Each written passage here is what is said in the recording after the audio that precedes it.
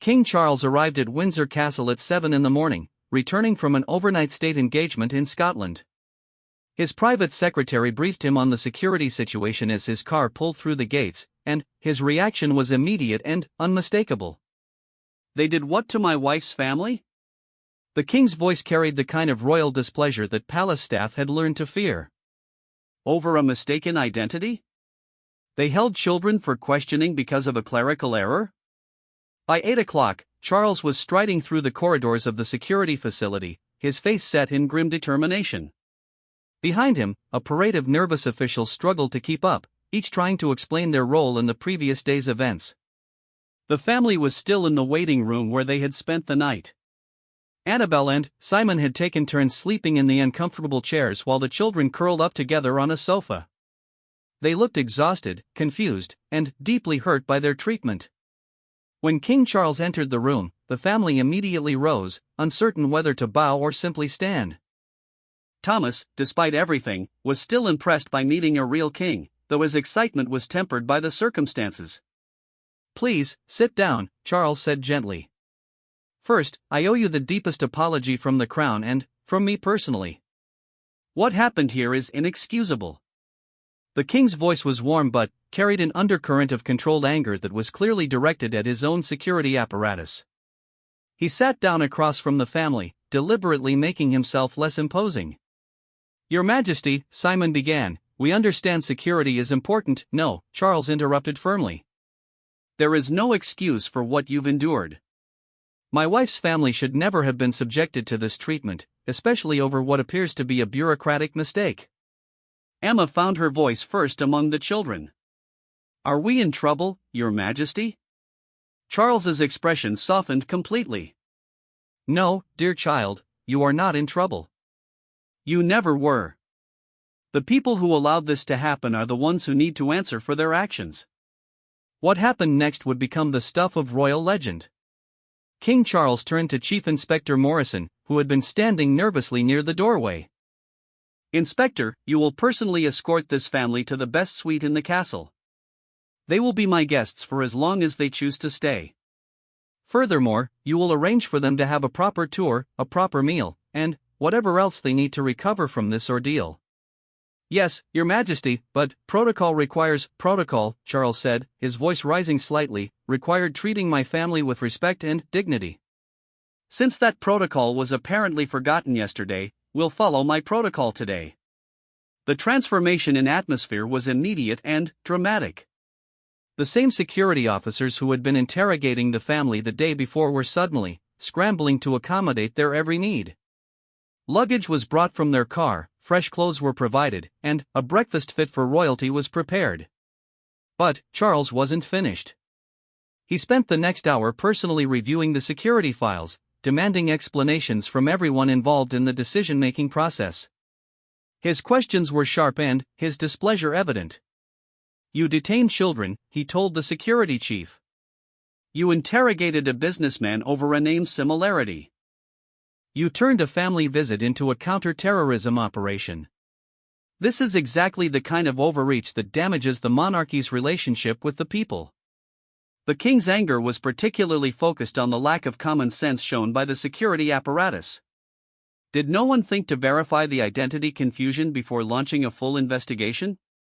Did no one consider that perhaps a phone call might have resolved this in minutes rather than hours? Meanwhile, Camilla had been reunited with her family in the royal suite. The children were amazed by the luxury of their accommodations, but the adults were still processing the emotional whiplash of the past 24 hours. "I'm so sorry," Camilla said, tears in her eyes. "I never imagined anything like this could happen." "It's not your fault," Annabelle assured her sister. "But it does make us understand what your life is like now. The scrutiny, the suspicion, the way everything is analyzed and questioned." The conversation that followed was honest and painful. The family talked about what it meant to be connected to royalty, the price of association with the crown, and whether the relationship was worth the potential complications. "We love you," Simon said simply. "But we need to think about our children, about what kind of world we're bringing them into when we visit." King Charles joined them for lunch, and his approach to the situation surprised everyone.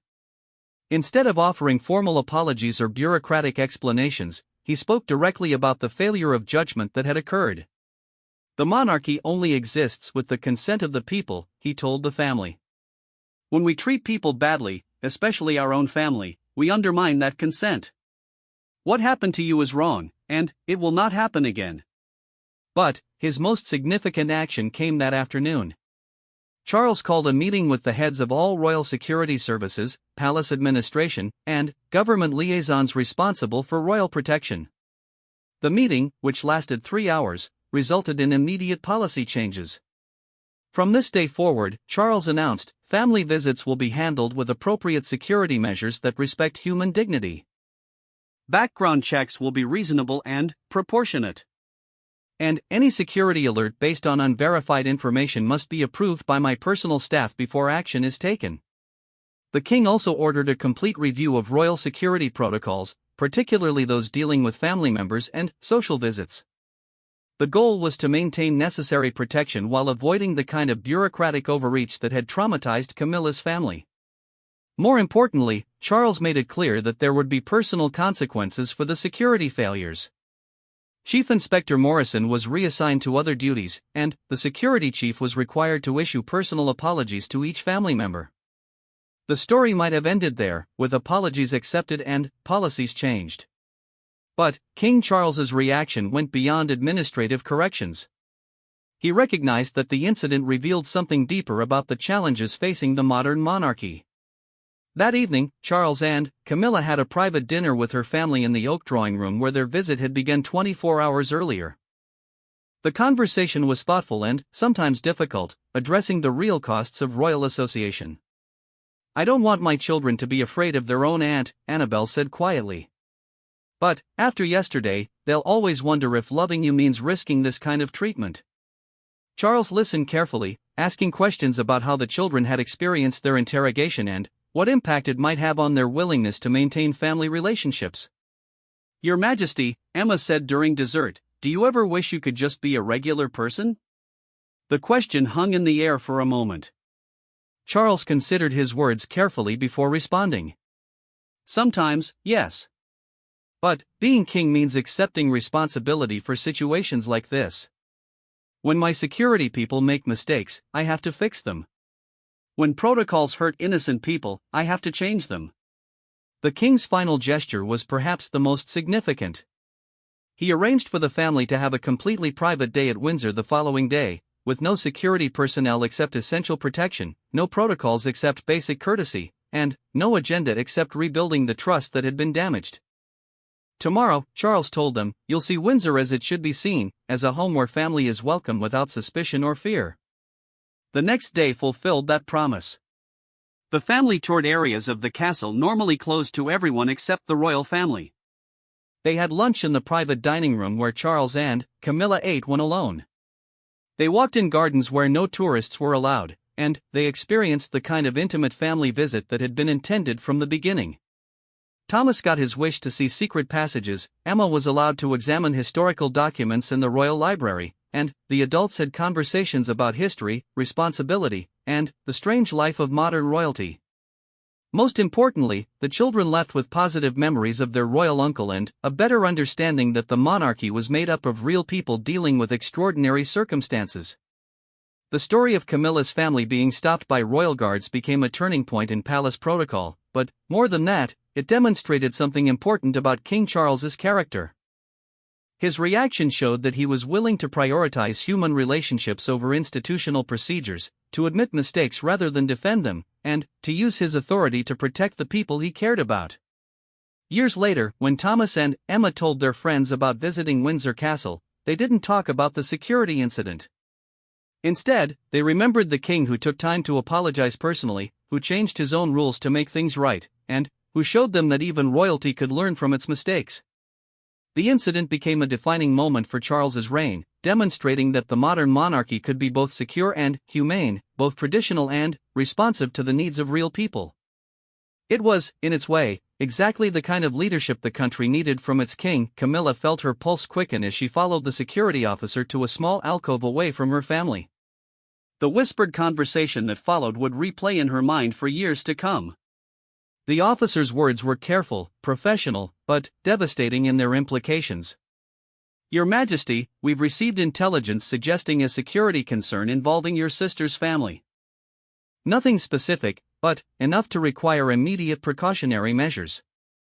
He paused, watching her face carefully.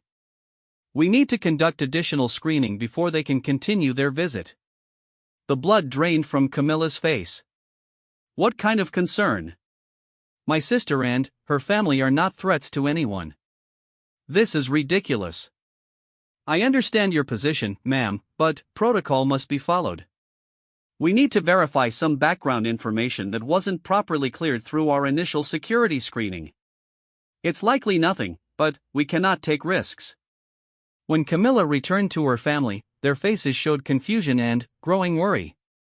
Annabelle could read her sister's expression immediately. Something was very wrong.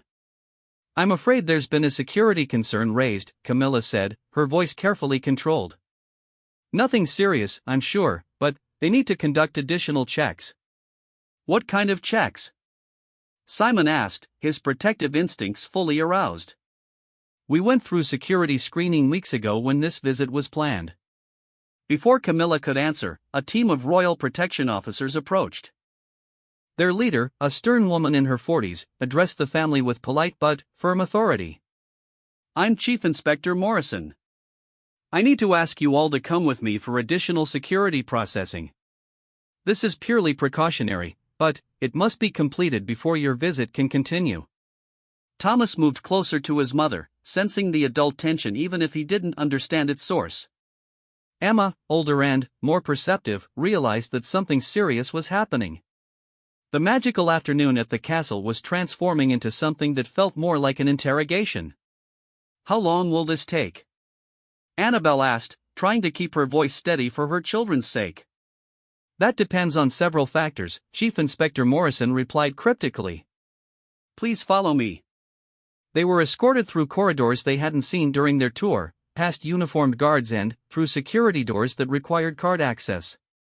The fairy tale atmosphere of their visit evaporated completely as they found themselves in what was clearly an official security facility within the castle complex.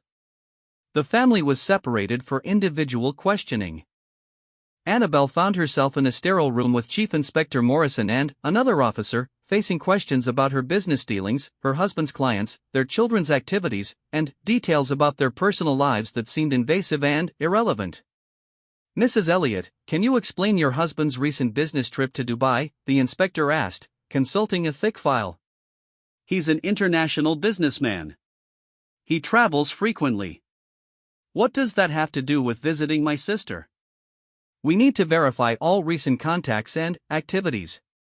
National security requires us to be thorough. Meanwhile, Simon was being questioned about his company's international clients, his financial records, and business partnerships. The investigators seemed particularly interested in a recent contract with a Middle Eastern firm, asking detailed questions about people he had met only briefly at business dinners. This is absurd, Simon told his interrogator. I've been thoroughly vetted before. My business is completely legitimate, and my tax records are open books. Sir, we're simply following protocol. Please answer the questions. In a separate room, the children were being questioned by specialists trained in talking to young people. The questions seemed harmless enough, about their school, their friends, their activities, but Emma sensed there was more to it. They were asking about family conversations, about things their parents had said about politics or current events. Has your mother or father ever talked about disagreeing with government policies? The officer asked Emma gently. I don't understand. Are we in trouble? Not at all, dear. We just need to make sure everyone is safe. Camilla paced in her private sitting room, her phone calls to senior palace officials yielding only bureaucratic responses about security protocols and the need for thorough procedures. She had never felt more powerless. Her own family was being treated like potential threats, and there seemed to be nothing she could do to stop it. Hours passed. The planned afternoon tea with King Charles came and went. Staff members brought updates that were maddeningly vague: processing continues, additional verification required, procedures being followed. As evening approached, Camilla demanded answers from the head of royal security. The meeting that followed revealed the disturbing truth behind the security alert. Your Majesty, the concern was raised by intelligence services about Mr. Elliot's business dealings. One of his recent clients has suspected connections to organizations we monitor. It's likely innocent, but, given the current global security climate, we cannot be too careful. You're investigating my brother-in-law because of a business client he probably met once? The protocols are clear, ma'am. Family members of senior royals must be above any suspicion, however remote. Camilla's anger was building, but she forced herself to remain calm. How long will this continue? Background checks are being expedited. We should have clearance within the next few hours, assuming nothing irregular is discovered. The family reunion had become a nightmare. Camilla's sister and her family were being held in what amounted to detention, their every movement monitored, their personal lives dissected by security officials. The joy of the morning felt like a distant memory. In the security facility, the family was reunited in a waiting room under guard. The children were frightened, and Annabelle was struggling to maintain composure. Simon was angry but trying not to show it in front of his children. "Mummy, why are they asking us all these questions?" Thomas asked quietly. Annabelle pulled him close. "Sometimes important people have to be very careful about safety. It's not personal." But it felt very personal. They had come to visit family and found themselves treated like suspects. The contrast between the morning's warm welcome and the afternoon's interrogation was jarring and humiliating. Emma, always observant, noticed that their guards seemed uncomfortable with the situation. One younger officer kept glancing at his watch and sighing. It occurred to her that even the security people thought this was excessive. As darkness fell over Windsor Castle, the family remained in limbo. Tourists had long since departed, and the castle settled into its evening routine. Somewhere in the maze of ancient corridors, investigators were reviewing files, making phone calls, and following leads that would probably prove meaningless. Camilla had retreated to her private apartment, unable to concentrate on anything except her family's situation. She had tried calling King Charles, but he was in meetings that couldn't be interrupted. She felt completely alone in her role, powerless to help the people she loved most. The phone calls she made to government security officials were politely deflected. Procedures must be followed, she was told repeatedly. Royal security cannot make exceptions. But these weren't strangers being investigated.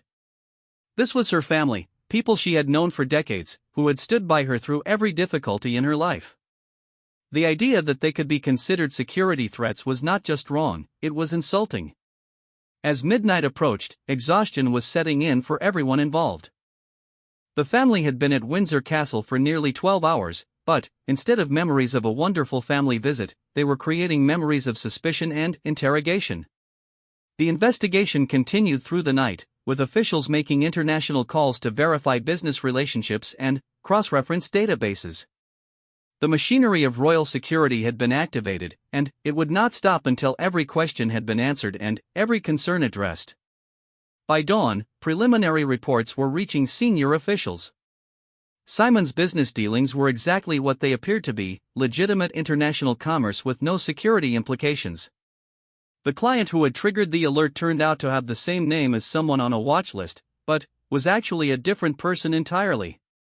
The security alert had been based on a case of mistaken identity, a bureaucratic error that had consumed an entire day and traumatized a family whose only crime was loving someone who had married into royalty.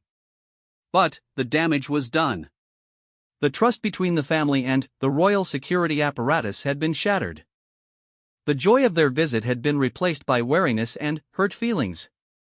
And, somewhere in the castle, King Charles was about to learn what had happened to his wife's family and make a decision that would surprise everyone involved. The morning sun cast long shadows across the ancient stones of Windsor Castle as Camilla, queen consort, adjusted her pearl necklace one final time.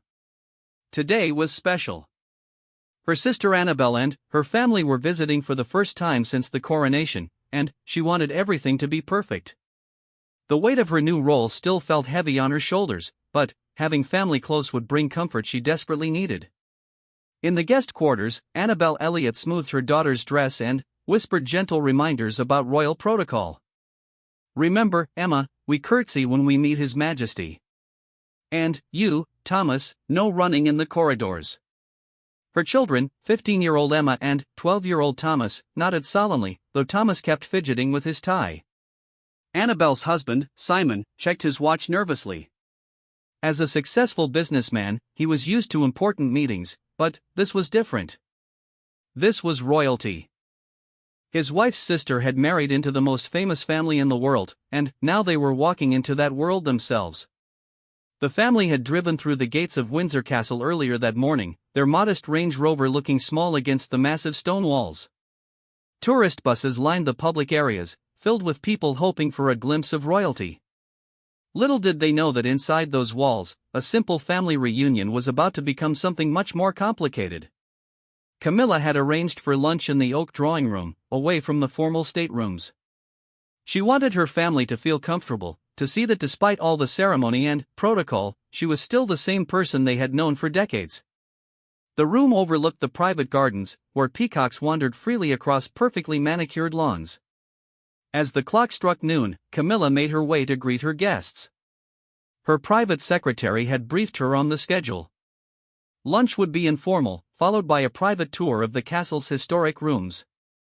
King Charles was attending to state business but would join them for tea later in the afternoon. It was meant to be a quiet, family day away from the public eye. The reunion began with tears of joy as Camilla embraced her sister. They had seen each other since the coronation, of course, but not here, not in this setting where Camilla's new life was so evident.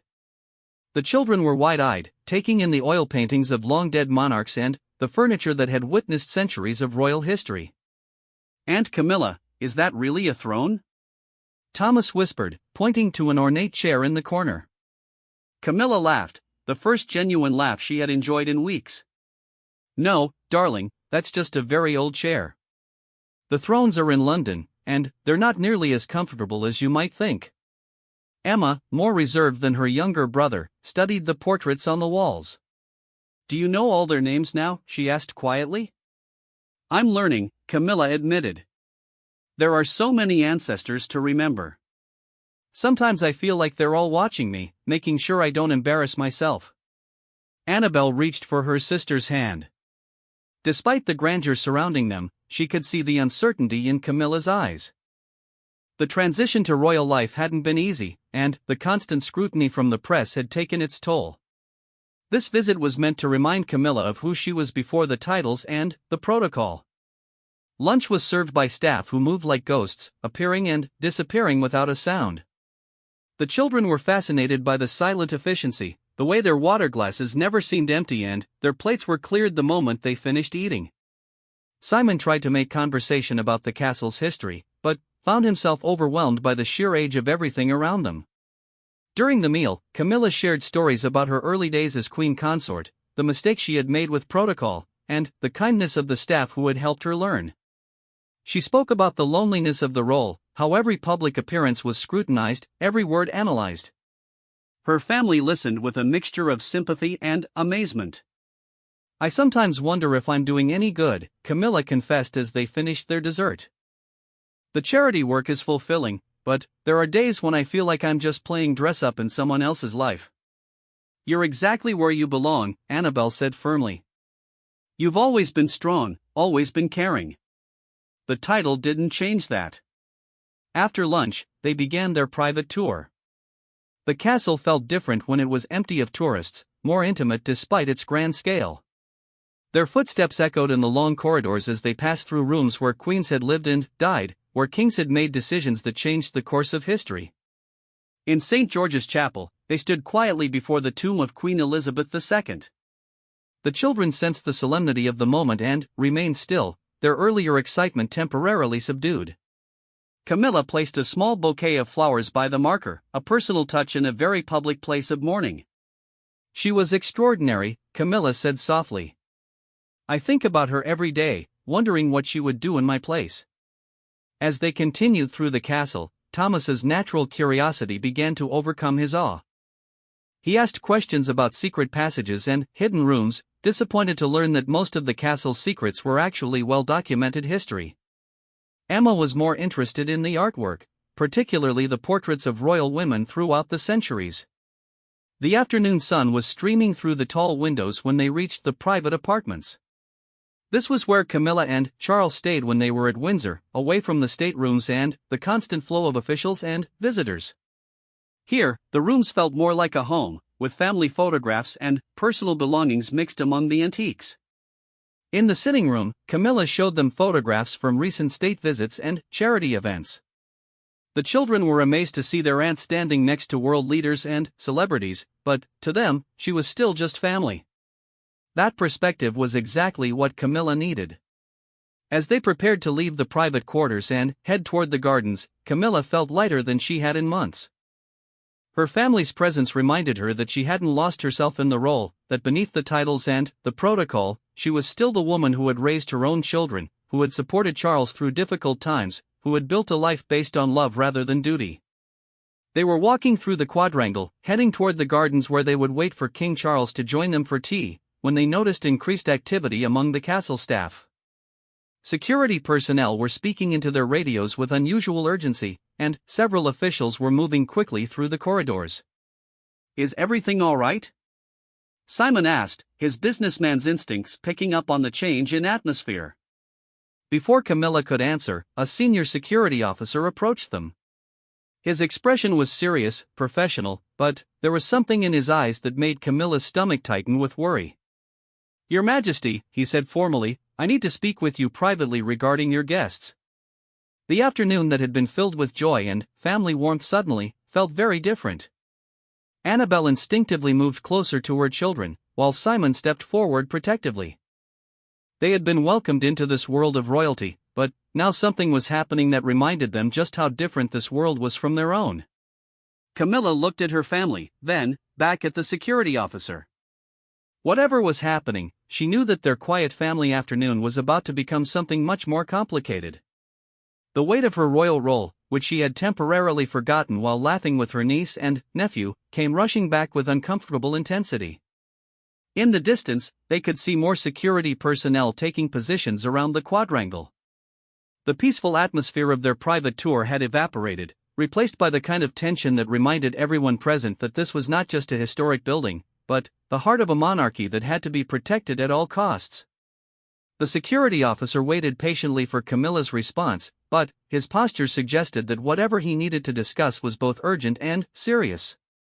The family reunion that had begun with such hope and happiness was about to take a turn that none of them could have anticipated.